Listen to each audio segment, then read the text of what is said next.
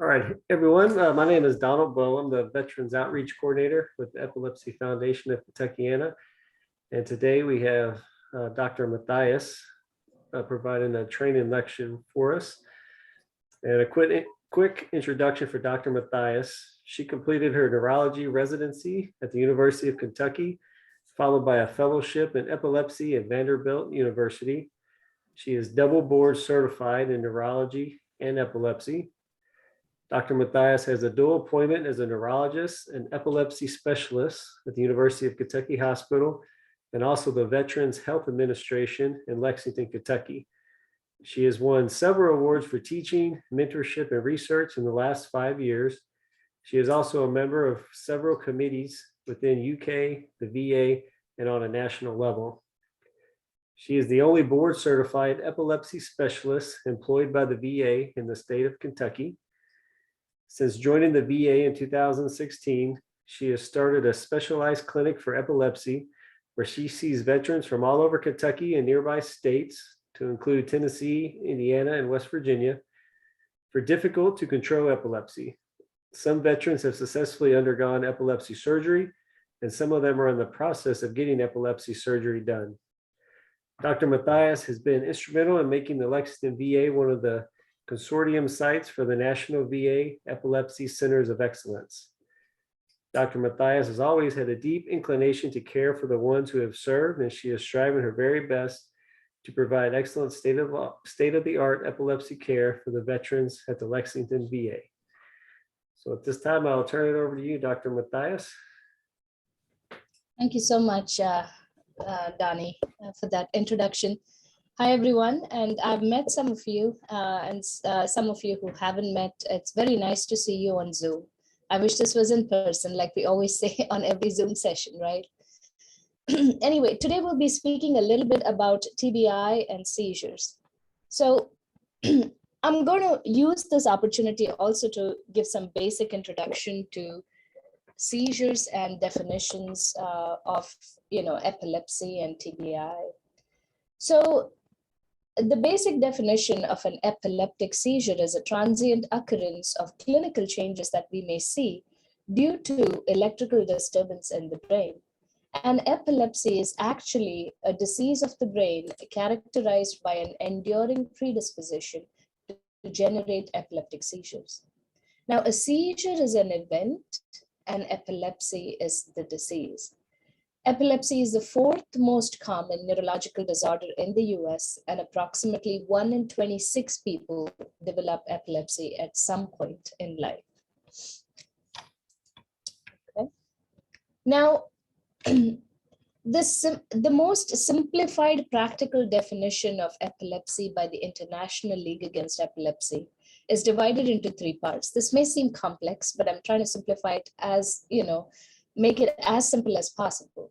So the first part of the definition says that the patient has to have at least 2 unprovoked seizures more than 24 hours apart. Now, what are unprovoked seizures? I'll give you an example for provoked seizure, okay? So someone who has drank too much alcohol, or someone who has drank alcohol for days together or months together and quit suddenly. Someone who has taken stimulant medications, like, stimulant recreational drugs like amphetamines, cocaine, heroin, and then had a seizure. Someone who's used benzos for a long time and suddenly quit taking benzos, and then they have a seizure. Or someone who started on a new medication for mood, a new antibiotic, whatever that may be, and has had a seizure. So these are all provoked seizures, but this is not epilepsy. So epilepsy has to be 2 unprovoked seizures, and they have to happen at least, 24 hours apart. The second part of the definition is the patient can have 1 unprovoked seizure and then a chance of having further seizures of greater than 60% over the next 10 years. So a good example of this is someone who's had TBI in the military or TBI, from a motor vehicle accident, and then 3 years later had a seizure. So they've had only 1 seizure, but because of the TBI, they have a risk factor significant enough to have more seizures. So that's also considered epilepsy. and then diagnosis of an epilepsy syndrome. Now, epilepsy syndromes are typically seen in children or young adults. It's a particular age group, particular clinical signs, and then a particular EEG pattern. So now when there is a seizure-like event, what happens is what the doctor will do is determine if this is an epileptic seizure, that means abnormalities in the brain waves, or it is a non-epileptic seizure-like event, which looks like a seizure, but the brain waves are okay. Now, among the non-epileptic seizures, most common are physiologic changes like fainting, right? Someone's drawing blood and a patient gets very anxious and loses consciousness. So that's fainting. And that is a non-epileptic event. We are not going to treat that patient with anti-seizure medications. Someone who has tremors of one side of the body, someone who has a stroke-like symptoms or a complex migraine, these are all not seizures. So we are not going to treat them with anti-seizure medications. In older veterans, a lot of people have parasomnias, which are actually sleep disorders that happen in the second half of the night. They wake up from sleep, they're confused, they do strange things, and that mimics a seizure, but is really not an epileptic seizure. The other form of a non-epileptic seizure is a psychogenic seizure. Now, what is a psychogenic seizure is, you see a patient behaving like they may be having a seizure, but if they're connected on EEG or there are some clinical signs where you know that it is not an epileptic seizure, and it is most likely a psychogenic one. So psychogenic seizures are very common among the non-epileptic events, almost 88% of the time. Okay, what are the causes for epilepsy, right? So one thing is something that patients are born with, like maybe malformations in the brain that when their brain was being formed, or some other malformations like tuberous sclerosis, neurofibromatosis. These are all conditions where there are abnormalities within the brain causing structural changes that cause the seizures. The other ones are structural changes that are acquired, meaning they happen later. And what are those? One is stroke. So stroke is actually the number one cause for seizures, especially in the elderly. And what type of stroke? The bleeding type of stroke. So you see here, this is a CAT scan or a CT scan of the head, but you see this, a lot of white thing out here, and this is blood. So this patient has had a catastrophic bleed in the brain, and this patient has a very, very high chance of having seizures, okay? So what are the other acquired causes? So some of them are, babies who have hypoxia or a prolonged birth, and, they have some insults during pregnancy or birth, or they have neonatal strokes when they're in the uterus, they have some stroke or some changes that cause brain insult. Tumors of the brain, that could be a primary brain cancer or spread of cancer to the brain, can cause seizures. Trauma, and that's the main topic today, right? So trauma or TBI can cause seizures, and then infections like meningitis or encephalitis. Here I'm showing a picture of an MRI scan, and you can see these tubers, tuber-like structures. This is a patient with tuberous sclerosis who has this abnormality, and that can cause seizures. Now, what about genetic causes? So seizures can, be hereditary. They can run in families because of a genetic defect. Now, this is typically seen in younger patients, younger adults, not so much in, older individuals. Some of the classic genetic syndromes are Abson's epilepsy or Abson's seizures, or juvenile myoclonic epilepsy or JME. And about 1/3 of the causes or patients, we don't have a cause. And in the last 5 to 10 years, I guess 10 years, a lot of emphasis is placed on autoimmune causes for epilepsy. So these are just the basic causes. We'll focus today on TBI, okay? So I just want, a lot of this talk is about TBI severity, and I wanted to tell you about the classification for TBI. And this classification was first published in 1980. What is that? More than 40 years ago?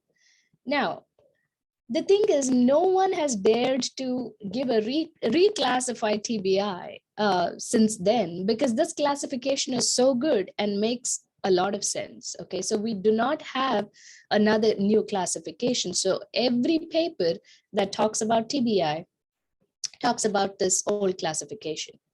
Here they say mild TBI, where a patient has no fracture, no injury of the skull, and there is a less than 30-minute post-TBI memory loss or loss of consciousness. And this is something is very important when I ask about TBI to my patients, as they say, oh yeah, I've had TBI, but what kind of TBI? So I asked them if the TBI was open wounds, did something go through their skull? Did they have memory loss, or did they have loss of consciousness? So mild and then moderate is when there is skull fracture or other injuries. And then the memory loss or loss of consciousness lasts between 30 minutes and 24 hours.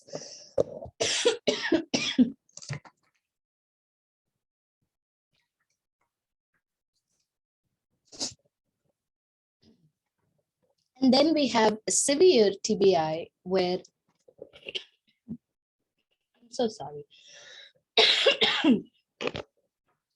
There is a documented brain contusion. Now you may ask, what is a contusion? Contusion is basically a bruise of the brain.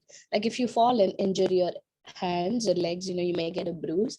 So a similarly bruise on the brain is a contusion. Having bleeding inside the brain and more than 24 hours of post-traumatic memory loss or loss of consciousness. So this is the classification for TBI. All right, so we are going to talk about post-traumatic seizures or post-traumatic epilepsy. So a lot of you may be thinking, isn't that the same? We'll find out a little bit about history. I love reading about history of epilepsy or history of any condition that I'm looking into. So seizures in relation to gaping wound of the head was first described from the Babylonian times in 1700 BC. And then the Hippocratic physicians recognized post-traumatic convulsions. And they thought that, the lateralization, meaning the clinical changes we see are on the opposite side of the injury. And then next 2000 years, there was a lot about spiritual explanation for seizures. Thoughts that, there was demonic possessions or people with seizures had magical powers. In the 19th century, Gowers recognized post-traumatic seizures and that it is common in men. And the first epilepsy surgery of the modern era was conducted on a patient with post-traumatic epilepsy. So I don't think a talk about post-traumatic epilepsy will be complete without talking about Phineas Gage. I'm not sure if you all have heard about this person, but in the 1800s, this was an American railroad construction worker who had this improbable to survive head injury. So where you see there was a metal rod that went through his skull, through the left side of his frontal lobe and came out of his maxilla or maxillary bone in this fashion. And at that time, it was thought this surviving from this is impossible, but he did. In fact, you see, he was left with a permanent deficit like ptosis of the eye closure on the left, but this damaged his left frontal lobe significantly, and he had a lot of frontal lobe findings, a lot of change in personality and behavior. Yet he was employed as a railroad construction worker, I think, or something to do with horses in South America, and he went there. But this accident, and this is actually the accident site in Vermont, and this accident happened in 1848. And in 1860, he started having epileptic seizures. And then in 1860, the same year, a few months later, he actually died because of status epilepticus, which is having continuous seizures, which is an epilepsy emergency. So this is a classic example for post-traumatic epilepsy. I'm going to discuss about a patient of mine, actually a veteran who was 35, and he came to see me in 2017 to establish care because his seizures were uncontrolled. In 2011, while in Iraq, he suffered blast injury and trauma to the right side of his head. And in a few months, he started having seizures. So he also had polysubstance abuse, and he had a lot of mood issues, and he was given a lot of medications for the mood issues. So we really didn't know which was which at that time, but he went clean of medications, clean of drugs, his mood improved. And that's when they realized that in spite of being off drugs, his seizures continued. So he, his family, and his doctors knew that these seizures were not due to drugs or not due to medications, but maybe he has epilepsy. He has two main types of seizures. I'm not going to go into the details, but type 1 is focal seizures. Well, he has a warning or an order. He feels nauseous, he has anxiety, and then he stares ahead and he has strange mouth movements. And then the second type of seizures are big convulsions that actually happen out of sleep most of the time. And his seizures were very frequent, at least weekly, and the big seizures were happening once in a few months. And, his risk factors for seizures are head trauma in 2011. And 2 weeks after this head trauma, he fell down again from a rock and he was unconscious for a few minutes. And then he was on 2 anti-seizure medication, oxcarbazepine and valproic acid, pretty high doses, and he had failed another medication before. His exam was normal. So when we did the brainwave studies, his EEG showed abnormal epileptiform discharges from the right frontotemporal region, so which is exactly here. And then we got him to UK for a continuous video EEG monitoring in October of 2017. And multiple seizures were recorded, clinical seizures. And on the EEG, we saw that the seizure onset was from the right, again, anterior temporal region. So we could, from a broad focus, we could narrow down the focus where the seizure was coming from. But also in his case, there were a lot of subclinical seizures, meaning he was not doing anything different clinically, but his brain was giving out seizures. Now, these are dangerous. And these are also from the right side of the brain, from the temporal region. I'm going to show you what an EEG would look like. So this is a lot of squiggly lines, right? But I'm just going to run through quickly. And you see that here he is asleep on the first part of the page. Then he wakes up. So the seizure is waking him up. He's feeling something strange. And I know the doctors on this group, I think there are quite a few, can see that there are changes on the right side of the brain here on the EEG. So this seizure is starting focally on the right side. And then, the seizure continues. It sort of spreads to the entire brain. Here you see most of the brain is involved. It's still predominant on the right. And here you see it mostly involved, but even here, this patient all he's doing is staring into space.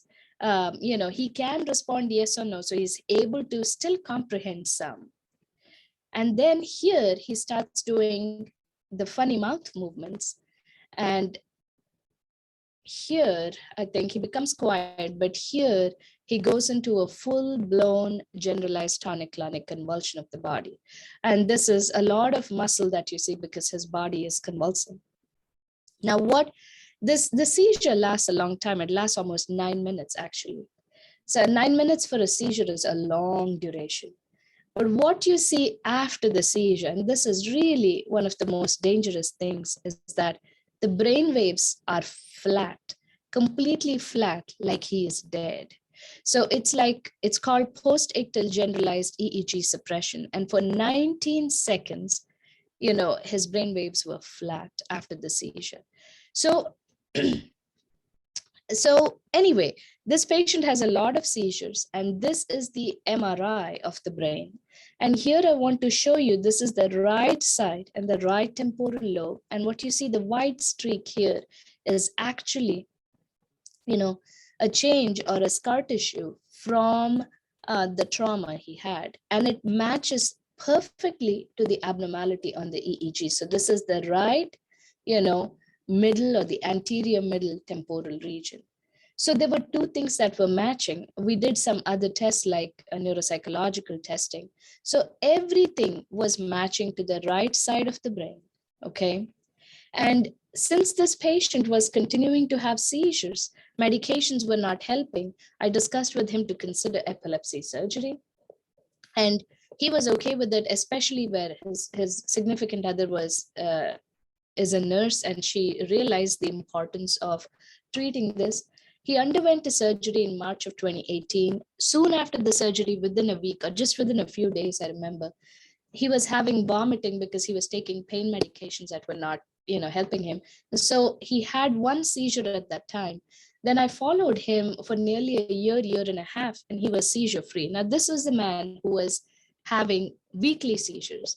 And then he moved out of state. So I don't follow him now.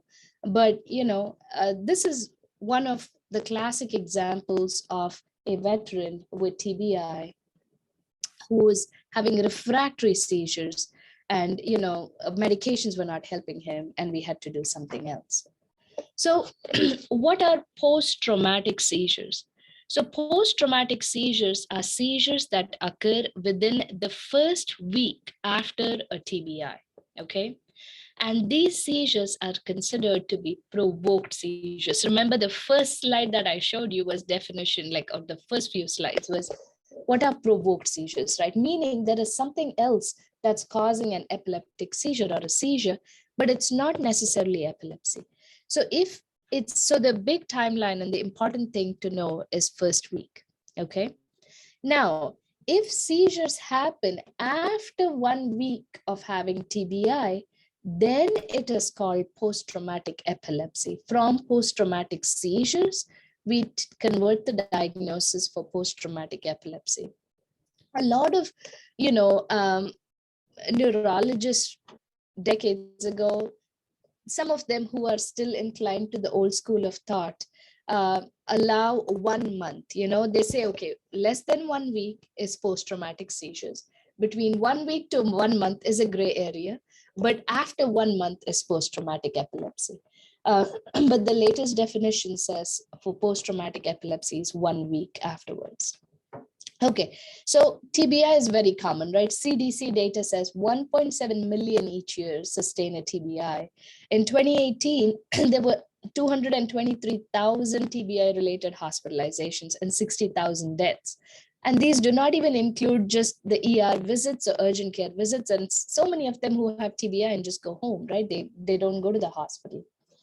And older people had, 32% of the hospitalizations and 28% of the deaths, meaning older people with TBI don't take it very well. And men were 2 times more prone for TBI. Now, TBI is the cause for about 20% of our epilepsy, all of epilepsy. And patients who have had TBI, 50% of them develop seizures within the first year, and 80% develop seizures within the first 2 years. So if you ask me, what's the biggest risk factor of developing seizures after TBI? I would say the first 2 years, okay? So we have to be very careful. Now, one study that was done determined that 86% of the patients who had a seizure after that 1 week time period had definitely had a second seizure within the 2 years. That's why that 1 week, why I and a lot of epileptologists probably trained in the last 10 years want to catch that population that has seizures 1 week after and not wait for a month because of the recurrence risk, which is very high. Now, one of the studies showed that post-traumatic epilepsy could develop even 35 years after combat head injury. So what are the predictors for post-traumatic epilepsy?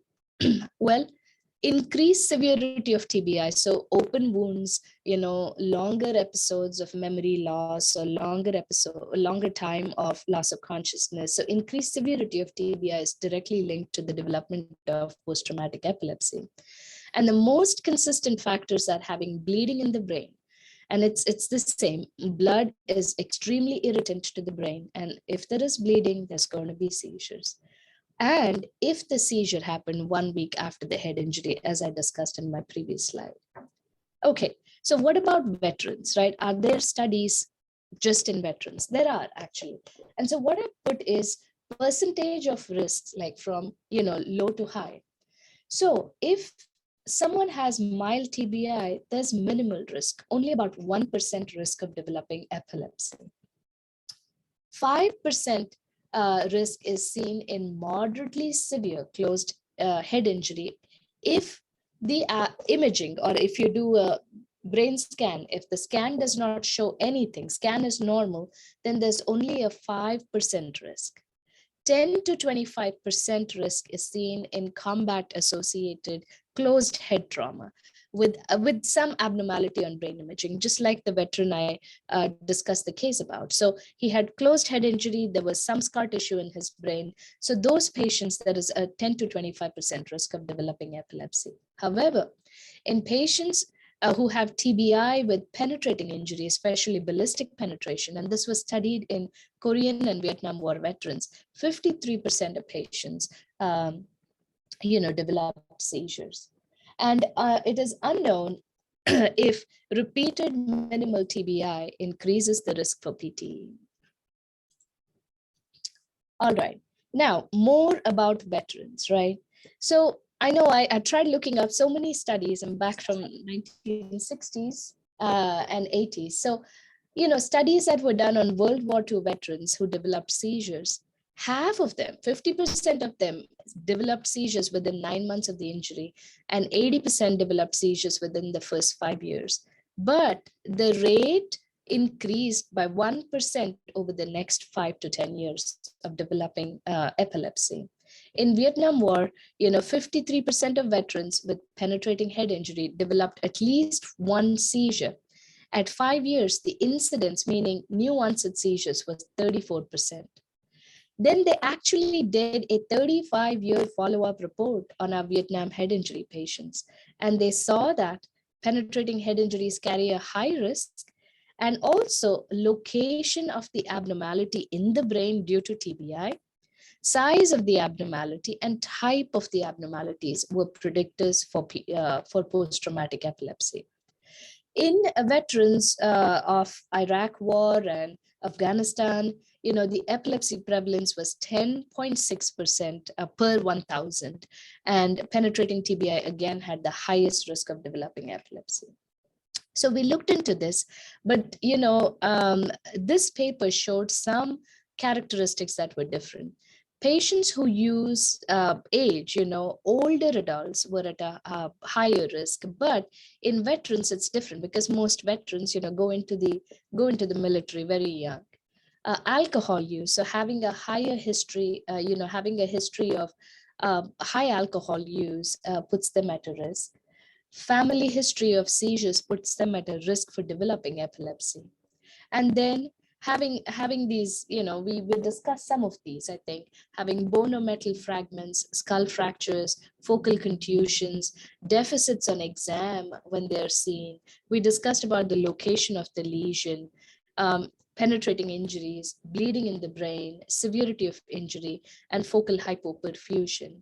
And then the other thing was early post-traumatic seizures. If they do have post-traumatic seizures early, they're still at a higher risk for developing epilepsy.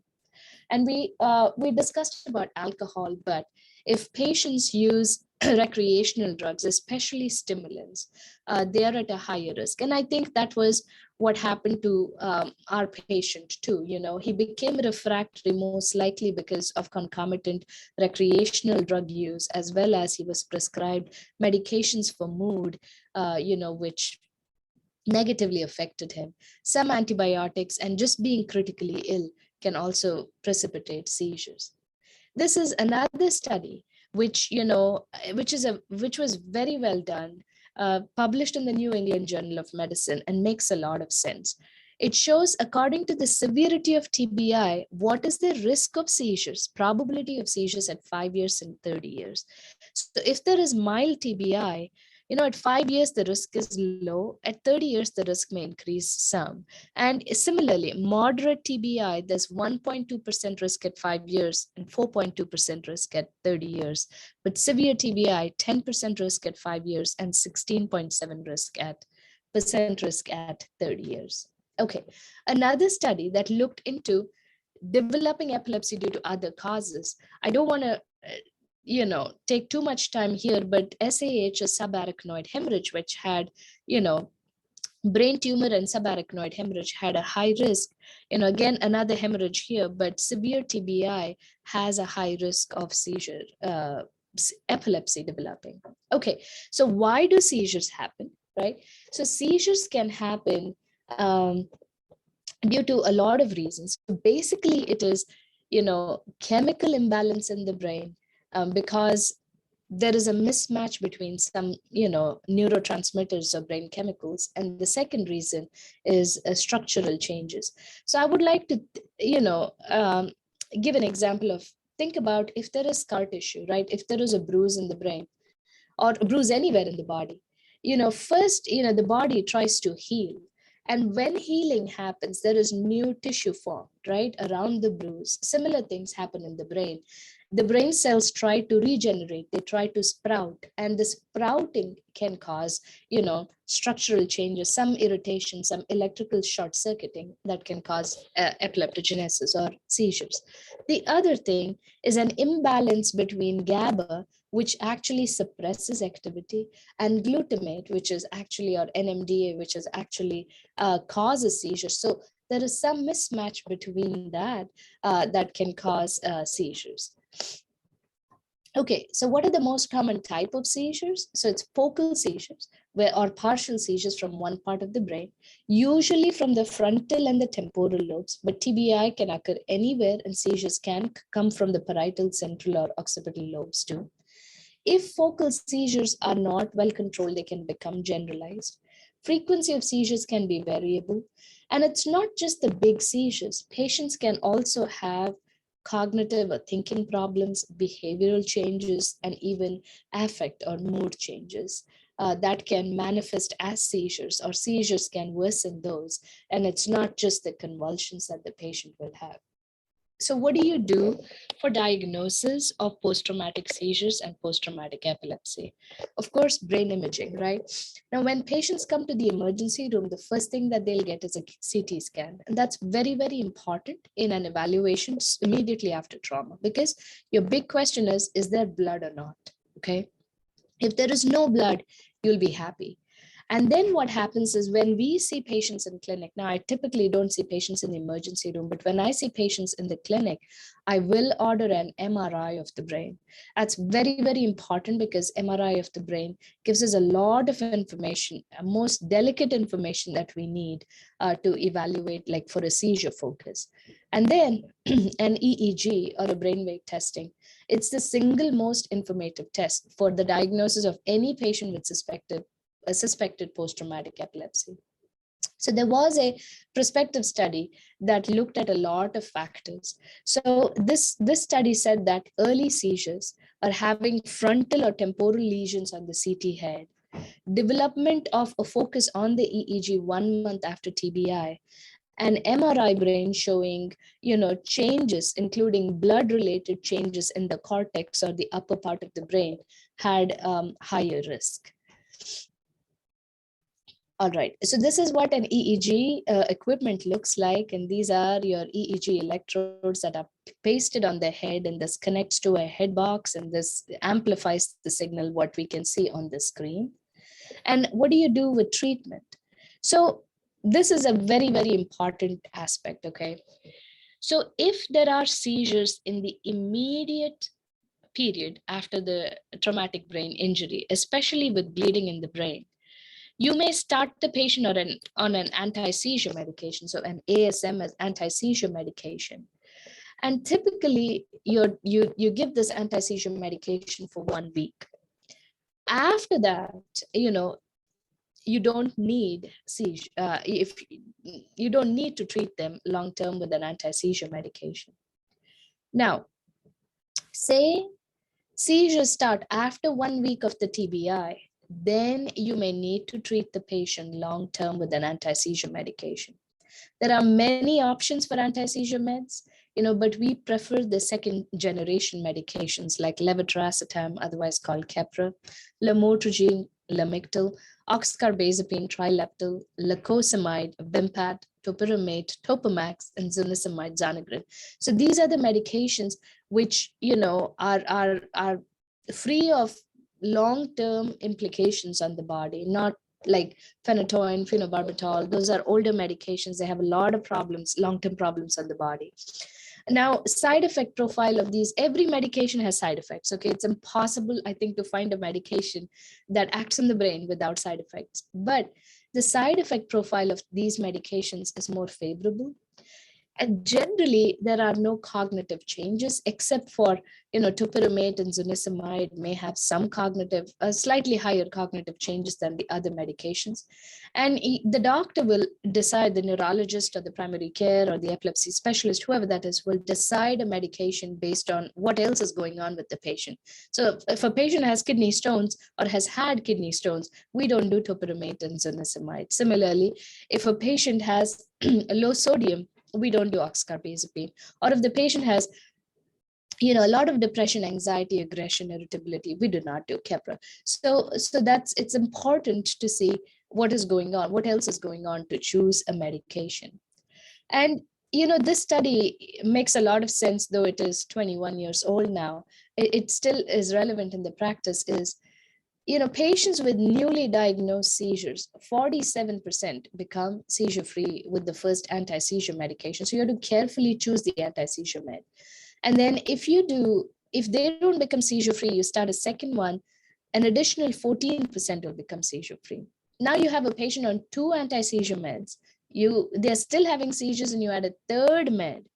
Their chance of becoming seizure-free is only 3%. What this means is that you just keep adding medications, their chance of seizure freedom decreases.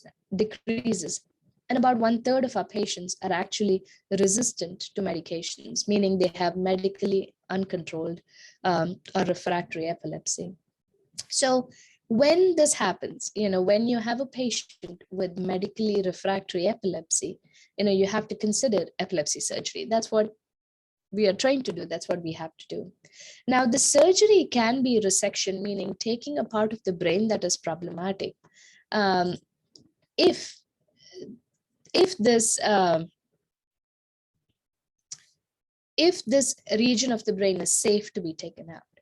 Now, otherwise, we can do neurostimulation or we can place a device. Now, several tests need to be done before we do the surgery. And if, all the data is concordant, meaning data matches up, we can, and the region is, safe to be taken out, we go inside and resect. Otherwise, like I said, we put a device. It could be VNS, RNS, or DBS. So you may ask me, why do we do epilepsy surgeries, right? Because it has a higher chance of seizure freedom. It prevents long-term complications, especially of cognition. It prevents sudden unexpected death in epilepsy. It improves quality of life, mainly with employment and driving. And there are very few surgery-related complications. So what are the devices that we know of? So VNS, vagal nerve stimulator, where there is, a generator that goes in the chest, and then there is an electrode that goes and encircles the vagus nerve. Now, this is generally very well tolerated. It's not a medication, so there are no medication interactions, but there may be some, unwanted side effects like a change in voice. There could be hoarseness, there could be cough, especially when the device is stimulating. Or sometimes some people have maybe some pain or difficulty swallowing, and that's really rare. But the most common untoward side effect of VNS is change in voice. Then the next one is RNS, or responsive neurostimulation. Now here the generator is placed in the skull. And this is a very advanced technique, and we need to know where seizures are coming so that we target our electrodes to that region of the brain. And this device actually responds to your seizure. That's why it's called responsive neurostimulation, where this device detects the seizure and then zaps the seizure. And this is a really unique and it's very sophisticated, but it's very helpful. So this is a great device. Then DBS for epilepsy, is good for multifocal seizures, meaning if the seizures are coming from different foci, you could still do a DBS. All right, there are some diets for seizure control, like ketogenic diet or modified Atkins diet. I don't have a lot of success with this, but with children who have catastrophic epilepsy, or young adults who have catastrophic epilepsy, they are wheelchair bound, they have a G tube in their stomach. These people benefit from ketogenic diet, but for adults, it's very difficult for us to comply with a very strict diet. So this is not used as much for seizure control. Now, preventing and treating post-traumatic seizures. So there were 5, this is an older study. I mean, sort of, yeah, but there were 5 anti-seizure meds which were rigorously tested for seizure effects. Like, can we prevent epilepsy, like post-traumatic epilepsy, if we aggressively treat the immediate seizures? That was the whole goal of the study. Unfortunately, phenytoin and carbamazepine suppressed the early seizures, but they did not have any effect on late seizures that were developing. And phenytoin actually had a lot of cognitive impairment. Therefore, the recommendation is that though you may treat an early seizure, treating early seizures does not mean that you will prevent long-term epilepsy, so that's why duration of treatment for early seizures is just a week or just a few months. Now in my case, I treat them for a few months. I do an EEG, see what the EEG shows. If the EEG still shows irritability, I may tell them, hey, it may be worth continuing the anti-seizure medication. For how long though, right? There are no clinical studies that specifically address the duration of treatment, and it has to be done case by case basis. A lot of times, if the injury level is low, if the patient has just had 1 or 2 mild seizures, we may consider withdrawal of the medication after 2 to 4 years. But remember, once we stop the medication, the highest risk of recurrence of seizures is the first year after withdrawal. And then, and the patients who have more frequent seizures, who need more than 1 anti-seizure medication for seizure control, who have convulsive seizures or epileptiform discharges on their EEG, are likely to have more seizures. So if I see these patients, I tell them it is not a good idea to come off medications. And then, a conservative approach is to wait 3 to 6 times the interseizure interval before you start withdrawing medication. Okay, so after TBI, if the patient develops status epilepticus, it's associated with high mortality. So that's why it's a very important issue. Veterans, along with epileptic seizures, veterans can have non-epileptic seizure-like events, which are psychogenic events, and then also PTSD. There could be accidents, there could be medical complications, and then there could be SUDEP, or sudden unexpected death in epilepsy. What about the social stigma, right? There is a social stigma for veterans' reintegration into the society. There could be driving issues, employment problems, and then physical or emotional health issues, and then memory problems, behavior problems, and then, like I said, employment problems, which, impact the functioning of the patient. Now, I just want to briefly bring about non-epileptic seizures here, especially the psychogenic seizures, because while TBI is an important cause for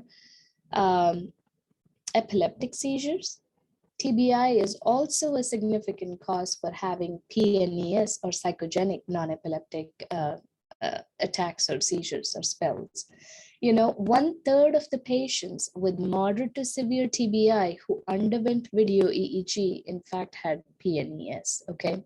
They compared actually a A study compared veterans and civilians, and the incidence of PNES was similar in both. But 58% of veterans with PNES were actually thought to have seizures due to TBI and treated. And this is, throughout my residency, my fellowship, and right now, the last 5 years, this is my 6th year of being, an attending or a specialist. And I see a lot of PNES or psychogenic non-epileptic spells, both in veterans and civilians. And if there is TBI, of course, we err towards treatment. We say that, okay, let's give the benefit of the doubt. Let's start the patient on treatment with anti-seizure medication. But it is very, very important we get these patients to the epilepsy monitoring unit to determine what is epileptic seizures, what is non-epileptic spells. And patients with PNES, a lot of times we think these are patients who are making it up and faking it, and that's not true. It's actually conversion disorder where they don't even know this is happening, something like manifestations of PTSD, So I always, whenever I see PNES, the first approach should be non-judgmental. Yes, these are real, these are happening, these are disabling you. But the good news is that these are not epileptic seizures, so you do not have to be on anti-seizure meds. So then what is the treatment? The treatment is psychotherapy, especially cognitive and behavior therapy. And I'm not going to go over all the details with the interest of time, but then that was my last slide. So the take-home points of this talk is that TBI is an important risk factor to developing seizures and or epilepsy. Mild TBI is less likely to result in epilepsy. Severe TBI or penetrating head injury has the highest risk for epilepsy. PNES or psychogenic episodes can be very common in patients with TBI. Tests like EEG and MRI are important in diagnosis. Treatment for early seizures after TBI is recommended for up to 1 week. And if seizures occur 1 week after TBI, long-term anti-seizure medication therapy is recommended. And if seizures become difficult to control, consider epilepsy surgery. That's all I have. And I'm happy to take questions if anyone has any. Dr. Mathias, I would ask a question just from when I travel around and talk to people. And as you said, a lot of times, some veterans that I talk to, they might think that, they're having a seizure or they're having something, but they go to their, doctor, and their doctor doesn't really believe, what they're saying. And, they can't just walk into, like a specialist office like you that, are more familiar with it. So I would ask, like, what would you recommend for, for these people who's maybe their primary care doctors not really believing what they're telling them, and they just kind of have a disconnect with their provider. Right. So what I have found, that's very unfortunate. What I have found is that when patients, if they have this disconnect when they're speaking with their primary care provider, is to call the telephone line and say that, hey, I'm concerned I have seizures. And when you call the telephone line at the VA, everything at the VA is documented. And nothing beats that. Once it is in documentation, the telephone operator, what they'll do is they'll tag the PCP. Once they have that in writing, the PCP can not refer to neurology. But the best thing is, the primary care would refer to neurology and we'll take over. We'll do the diagnosis. Of course, there's, one of my clinic visits for a patient like this, the first visit is about an hour where we discuss a detailed history. We get some basic tests. We'll definitely get a head imaging of some sort. And most of the time we get MRI of the brain. And then we'll get EEG, a spot EEG or a 20-minute EEG. And depending upon the complexity, like if I feel, if a 20-minute EEG is going to give me the answer, if the patient has epilepsy or not, I do that first. And if it doesn't, I say that, hey, you have to do a 3-day EEG because a 3-day EEG records more than 80% of epileptiform discharges. If the 3-day EEG looks good, I tell them I don't think the chances of you having epilepsy are very, very low. So, just be reassured. And so I just deal with one veteran who, who had these episodes going on, not quite sure what it is. So we did the EEG, it's normal. I sent him for a neurocognitive evaluation. It's a very detailed memory and mood testing. And so they felt that all his episodes are most likely PTSD, but not your classic PTSD, a different type of PTSD. So at least I don't have to start that patient on an anti-seizure med. Long answer to your question, I'm sorry. No, it's good because and like you mentioned, I've talked to a few people that they think they have something or they know they have seizures, but then they're worried about reporting it or going to see the doctor because they know, there's a good chance they'll lose their license, and then they can't get to work, and it's just a lot of worries, for them. Right. I think it is actually very surprising to me that even in this day and age, there is so much stigma associated with the word seizure or epilepsy. And that's such a significant factor.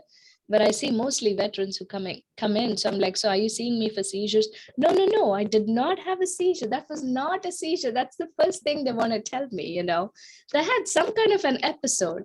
So then what I have learned is, to say, oh, you had some sort of events that you want to see me for, and I just do it that way because then, they don't want to label it as a seizure for the reasons you mentioned. But I tell them that, uncontrolled seizures or not treated seizures have a very high risk of bodily injuries and even death. I tell them if you have headaches are annoying, but you leave them untreated, they won't kill you. If you have shakes or tremors, they're annoying, they're embarrassing, but they really don't harm you. But if you don't treat seizures, that could be very dangerous. And I give some real examples without, giving patient information. They're surprised that deaths can happen, accidents can happen, motor vehicle accidents can happen. And so I tell them, you and I work together, get you seizure free, get your seizures under control, and then you get to driving again. Like I'm very strict with Kentucky state laws and the nearby state, but I tell them, it's best to get it treated, and then definitely you can drive with one anti-seizure medication. Okay. Dr. Mathias, can you talk a little bit about the work that you're doing to possibly bring a Veterans Epilepsy Center here in Kentucky? Can you talk about that, or? Yeah. So, we are actually already a consortium site since 2017. I joined in 2016. 2017, I think the spring, we became a part of the National Epilepsy Centers of Excellence. And as part of that, we are involved in a lot of educational activities. But what we also did was last year, we got a sort of a mobile epilepsy monitoring unit.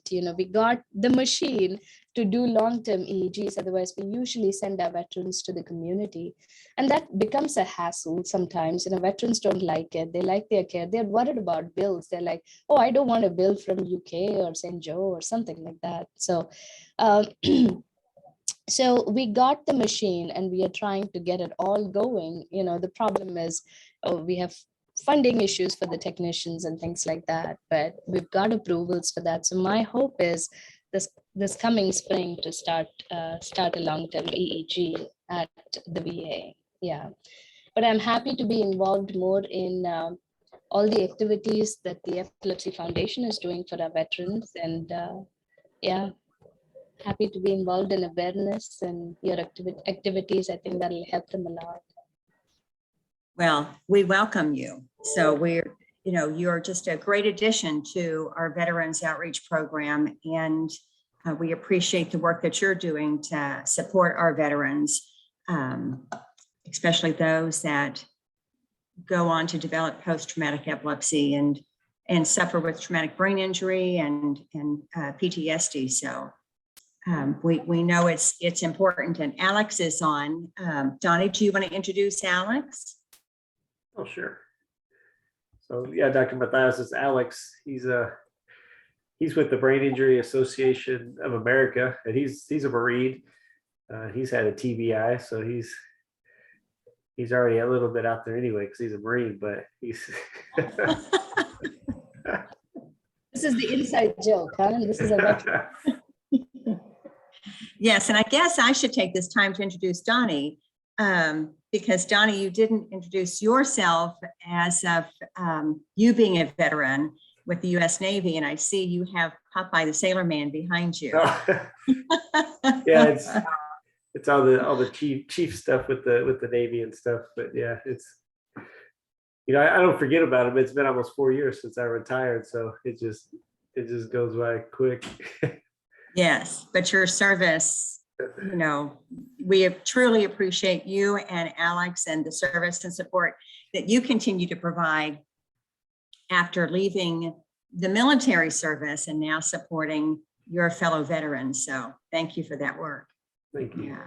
Thank you. And Dr. Mathias, your presentation was excellent. Truly appreciate, you know, again, the work that you're doing, and look forward to continuing this partnership with the Epilepsy Foundation of Kentuckiana. Wonderful. It's my absolute pleasure. I'm so happy to be doing it. Yeah, Thank you so much. yeah. I don't know if anybody else had any questions. Doesn't look like it. Okay. All right. I'm happy to answer questions, you know, via email or anytime. Donnie, reach out to me with any questions that you may have. I'm happy to help. Okay, and like we mentioned, I'll send you information for the different support groups and stuff like that. So if you have any veterans that are looking for something. Yeah, perfect. All right. Thank you, everyone.